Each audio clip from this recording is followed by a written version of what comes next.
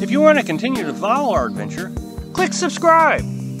So you don't miss anything, click the bell notification. This is day 2 of the snow event here in Missouri. And as you can see, it probably still can see, it's still snowing. Not near as bad as it was. But I spent the day getting the truck unburied. And I feel a little bit better about this. That way, if Carolyn needs me to come down. Now, I couldn't find Mom's snow shovel. She works second shift. For all those who think that I should have stayed in Mom's house last night, her husband works second shift, so they stay up. And of course, I get up at 6 o'clock in the morning, go to bed about 10. It's not wise for me to stay in her house. You know, just different schedules. I realized that I was hosted on Camel Dave's channel again, and they said that I was sleeping in Mom's house.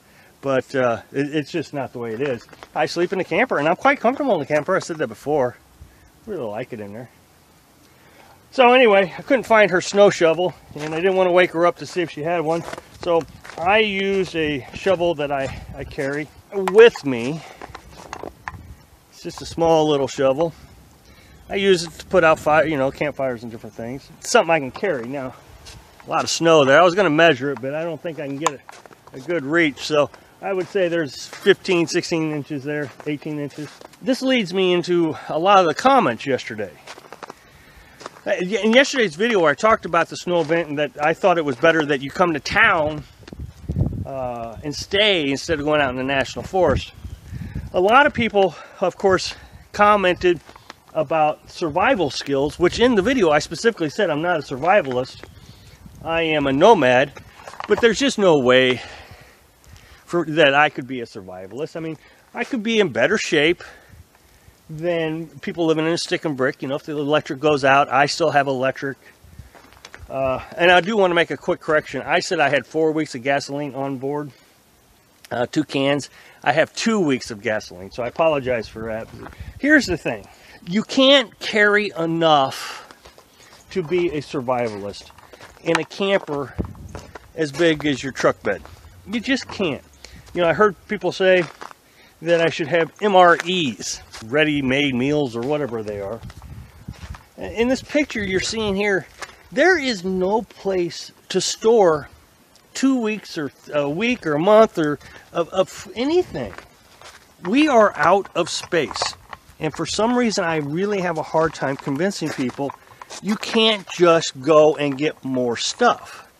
Even if I had more room, I can't afford to put the weight into the truck. This concept seems to really confuse people. You know, I was on a submarine, and I guess this is where I learned it.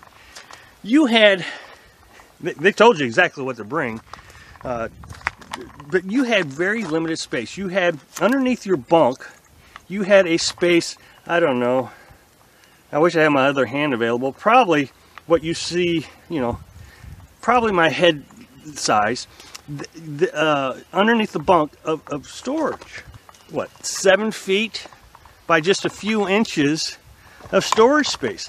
And then you got one drawer. And it was just a drawer, I mean like a desk drawer, where you could put your bathroom supplies in, your razors and shaving creams and that kind of thing. Here's the same concept. Everything we have has to be usable in multiple ways. For me to store MREs and drive around endlessly in case of an emergency just can't be done. I would have to give up something else. Boots. Somebody talked about boots. You need to get yourself a good pair of boots so you can walk around in the snow. Again, there's no room to put boots. What am I going to do with boots most of the time? So maybe I would have wore boots 2 days. Out of 365 days, I'm going to carry boots. So 363 days, I got to carry boots around in this camper. Now remember, me and Carolyn would have to have boots for 2 days of snow. For nomads who don't even actually want to be in the snow, a coat. There's another one. People think I need a better coat. Now, I love this coat. My mom actually gave it to me. It's quite warm. It's got a hoodie. I'm quite comfortable in it. While I was shoveling, I was just sweating up a storm. But the other thing is I don't come out and do a lot of work outside. I don't need a big heavy coat because I only spend, you know, maybe a total of an hour a day outside. I go for my walk. I record a video, and the rest of the time I'm in the camper. It's wintertime. That's where everybody goes in the wintertime. I don't work outside. I work inside. And then the shovel, that's another example. You know, if somebody saw me shoveling the snow, which you guys have seen footage of, somebody would have said, well, you need to get a bigger shovel. Well, why? I don't intend to be in snow. It's never my intention to be in the snow. I wanted to be in warm climates just like everybody else, so why carry a snow shovel? Of course, you got the four-wheeler people, and I want to show you this mound of snow here. I don't know how well you can see it, but I stand in it. See, it's up to my knees. Can you see that? Well, over here, there was a bunch of people trying to get through this spot right here. I bet there was 2 or 3 now four-wheelers, 4x4s, who have gotten stuck there and they have to get pulled out. So you're in a national forest and you're in a four-wheeler, four-wheel drive, and you're gonna, okay, I'm gonna get out of here, and you're gonna get stuck just like they got stuck. And so now you're in worse trouble than if you'd have just stayed put or come to town in the first place. I think it's dangerous to think that being a nomad means you can be a survivalist. You would just have to have a semi-truck full of stuff in order to do that. Because every time I say something, you know, every situation that a nomad runs into, you'll get people who say, you need.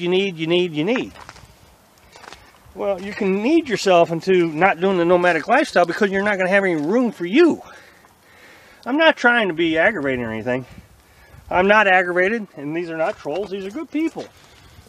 And it's my job to try to explain to good people the difficulties.